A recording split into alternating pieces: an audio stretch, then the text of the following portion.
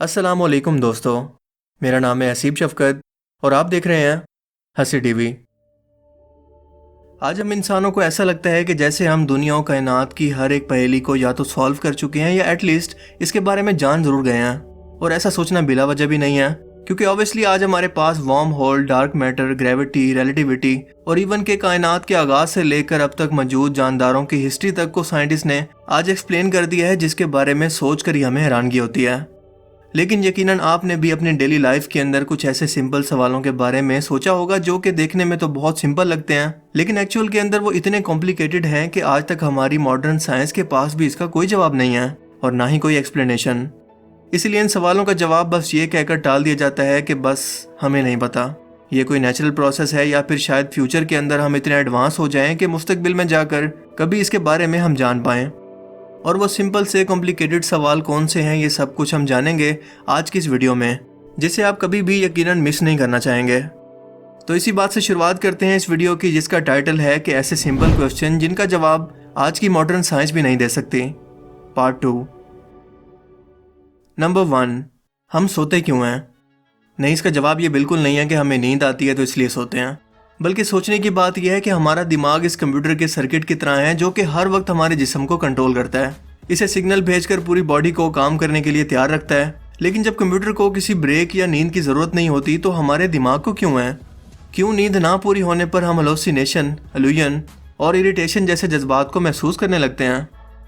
इंसानों की तरह सब जानवर भी सोते हैं, इनका दौरानिया मुख्तलिफ है, लेकिन अगर वो भी नींद को पूरा ना करें तो इनका दिमाग भी एक्टिव होकर काम नहीं करेगा और एट दी एंड इसकी वजह से वो मर भी सकते हैं। लेकिन साइंस के पास आज भी इसका कोई जवाब नहीं है। वो नहीं जानते कि हम इंसान दरअसल सोते ही क्यों हैं। इन्हें बस इतना अंदाज़ा है कि नींद हमारे जिस्म को अगले दिन के लिए काम करने के लिए रेडी करती है। और हाँ, हमारी उम्र के साथ साथ बढ़ने वाले सेल्स की ग्रोथ का या उनकी टूट फूट का ताल्लुक भी नींद के साथ ही होता है, क्योंकि इसी दौरान ये सेल्स बनते हैं और टूटते हैं। लेकिन आज तक कोई भी फाइनल नतीजा निकाल कर इसे साबित नहीं कर पाया कि नींद दरअसल होती क्या है और आती क्यों है। क्या आपको इस बात का पहले से पता था? नंबर 2, कुछ लोग लेफ्ट हैंडेड और कुछ लोग राइट हैंडेड क्यों होते हैं? क्या आपको पता है कि दुनिया में तकरीबन 90% लोग अपने सभी काम अपने राइट हैंड से करते हैं, जबकि सिर्फ 10% लोग ये काम लेफ्ट हैंड से करने के आदी होते हैं। साइंटिफिक थ्योरीज ये बताती हैं कि हम इंसानों के लैंग्वेज, बोलने की और मोटर स्किल्स और हत्ता के मसल्स का कनेक्शन भी दिमाग के लेफ्ट हिस्से से जुड़ा होता है। लेकिन होता कुछ यूं है कि हमारे राइट साइड का दिमाग जिस्म के लेफ्ट हिस्से को कंट्रोल करता है और लेफ्ट साइड का दिमाग राइट साइड के हिस्से को कंट्रोल करता है, और इसीलिए ज़्यादातर लोग होते हैं राइट हैंडेड। लेकिन हैरत की बात यह है कि ये सभी काम लेफ्ट हैंडेड लोग भी कर सकते हैं जिन्हें दिमाग का राइट हिस्सा कंट्रोल कर रहा है। हालांकि इसके काम इंसानों के लिए डिफरेंट हैं। इसका मतलब तो ये हुआ कि अगर हम इंसान चाहें तो दोनों हाथों से एक साथ मिलकर कोई भी काम कर सकते हैं, वो भी फोकस करके। लेकिन दर हकीकत ये पॉसिबल नहीं है। और दूसरी बात तो ये है कि जब जानवर अपने दोनों हाथों को इस्तेमाल में लाकर एक ही वक्त के अंदर इनसे काम कर सकते हैं, तो हम इंसान क्यों नहीं कर सकते? साइंटिस्ट के पास ना तो इसका कोई जवाब है और ना ही कोई एक्सप्लेनेशन।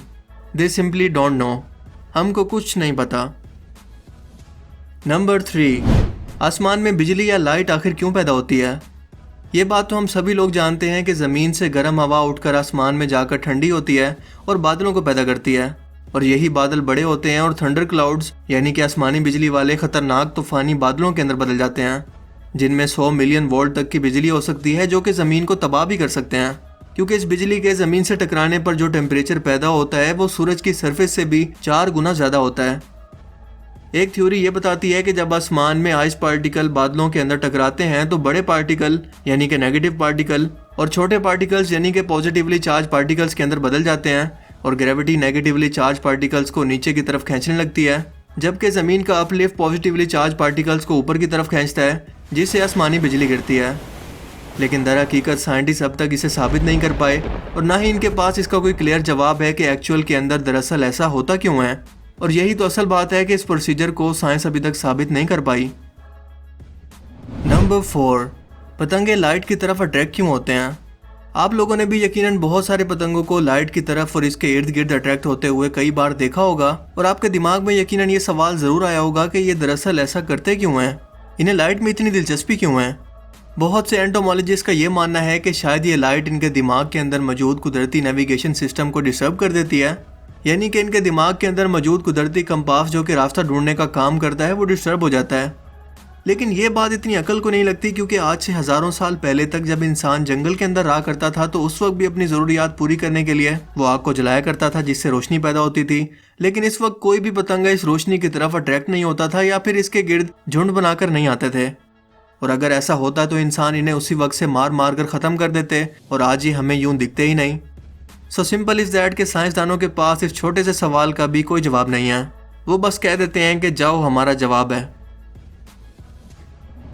साइकिल कैसे काम करती है?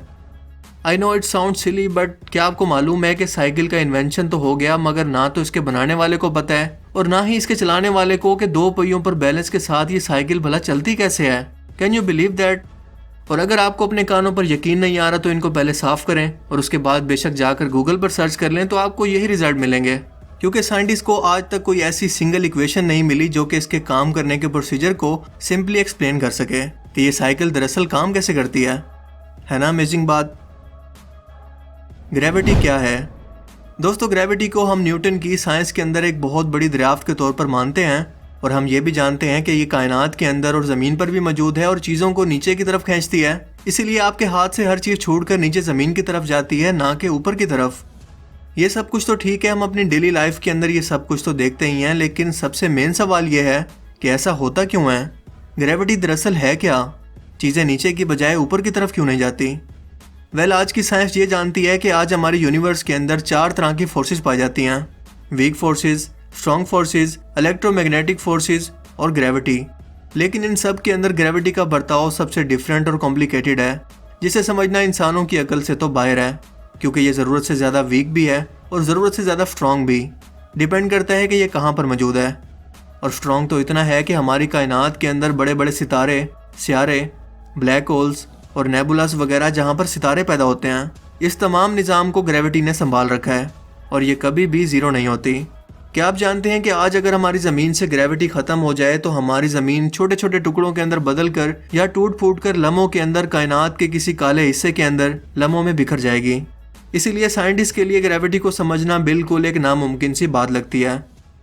मेरे ख्याल में इसकी सबसे अच्छी एक्सप्लेनेशन ये है कि ये रब का हुक्म है, जिसने कायनात और इस दुनिया के निज़ाम को संभाला हुआ है, जैसा कि अल्लाह पाक कुरान करीम के अंदर फरमाते हैं, जिसका मफहूम यह है कि इसी ने कायनात के निज़ाम को संभाला हुआ है और चांद और सितारे इसी के मुकर्रर करदा रास्तों पर चल रहे हैं और ये अपनी हदूद से तजावुज़ नहीं करते, क्योंकि इसे ग्रेविटी का नाम तो सिर्फ हम इंसानों ने दिया है। बिल्कुल ऐसे ही जैसे साइंस आज ये नहीं जानती कि मरने के बाद इंसानों के साथ क्या होता है और करेगी भी कैसे, क्योंकि वो तो रूहानी दुनिया पर यकीन ही नहीं रखती और ना ही ये बता सकती है कि ज़िंदगी का पहला डीएनए कहाँ से आया जिससे ज़मीन पर ज़िंदगी की शुरुआत हुई। हमारे सोलर सिस्टम और हमारी कायनात के अंदर कितने सितारे और स्यारे मौजूद हैं। इसके अलावा साइंस जिन्नात, फरिश्तों, जन्नत और जहन्नुम के कॉन्सेप्ट को भी नहीं मानती, क्योंकि साइंस के लिए इसे लेबॉर्ट्री में तजर्बात के ज़रिए साबित करना मुमकिन नहीं है। इसके अलावा भी बहुत सारे ऐसे सवाल हैं कि मसलन इंसान कब तक ज़िंदा रह सकते हैं, इनकी नेचुरल उम्र क्या है, हम बूढ़े क्यों होते हैं, हम सब इंसानों का ब्लड ग्रुप चेंज क्यों होता है, क्योंकि हम सब का बिल्कुल ब्लड तो एक जैसा ही होता है। जानवरों को कुदरती आफत के आने से पहले कैसे पता चल जाता है हमारी ज़मीन के नीचे क्या है और समंदर के अंदर क्या कुछ मखलूक़ात मौजूद हैं। ये कुछ ऐसे सवाल हैं जिनका जवाब ढूंढना आज भी साइंटिस्ट के लिए सरदर्द बना हुआ है और इनके जवाब ढूंढना अभी बाकी हैं। अगर आप भी इन सवालों के बारे में जानना चाहते हैं तो पार्ट 3 के लिए कमेंट करें और अगर ये वीडियो आपको पसंद आया और इससे कुछ नया जानने को मिला हो तो इसे लाइक ज़रूर करें और बहुत ही अच्छा लगा हो तो अपने दोस्तों के साथ भी शेयर कर दें। अब मैं मिलूंगा आपसे एक ऐसी ही नई इंटरेस्टिंग वीडियो में, तब तक के लिए अपना बहुत सा ख्याल रखिएगा। Thanks for watching this video. Allah हाफिज़।